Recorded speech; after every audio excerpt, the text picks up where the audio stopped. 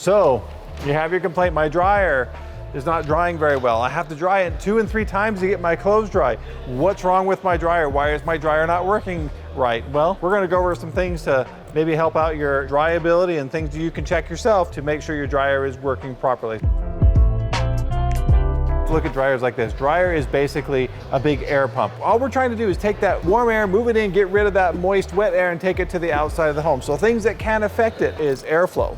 Now, airflow could be anything from your venting, where it connects to the wall, it's clogged. The louvers on the outside of your house aren't opening properly because the painter just came through and painted them shut so they don't open. Or people take and put garbage cans right up against those vent holes. There are simple things such as that. It will affect how well your dryer is drying. Also, the vent hose that connects from the dryer to the wall. A lot of times they can say, gosh, I just need that extra inch to push that dryer back because I just need that little teeny bit because I've got to get this door open. Well, when you do, you're smashing that vent hose. That dryer is not going to dry very well because it can't move that air through the machine to get it to the outside because it's being restricted. Look behind your dryer, make sure that your vent hose, where it connects, is a nice curve. Now, there are other things that will affect your dryability of your clothes. A lot of the newer dryers, they have sensors on them. As those clothes roll over top of those moisture bars, it reads the moisture content of your clothes, and the dryer itself will determine how dry or how not dry your clothes are. So if you have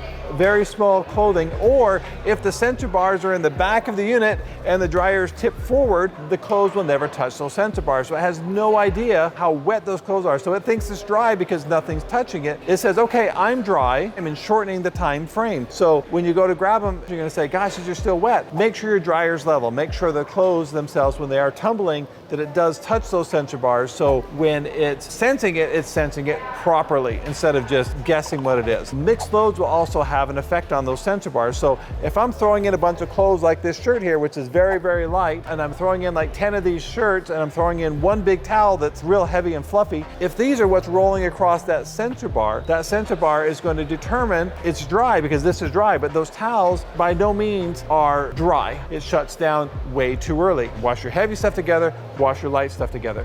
Don't mix them unless you have the settings on your dryer, which a lot of them do, for mixed laundry. If you have that, great. The sensor sense them differently, so it will dry the clothes properly. If you have that problem, or you're doing a light load with 1 or 2 items, what you possibly want to do is use the time dry setting. That way, if you run it for 30 minutes, it runs for 30 minutes. So the other thing that's going to affect your dryability is your lint filters here. Now, the lint filters here, always make sure this is clean. Also make sure that if you're using fabric softeners, because fabric softeners are animal fat, they will coat this with animal fat. And when that happens, air can't get through this because basically it's coated. If you take this and stick it under a sink, the water will pool up on this instead of going through this. So always make sure about once a month at least, hot water, soap, and a scrub brush, scrub this out really well, and then put it back in the dryer.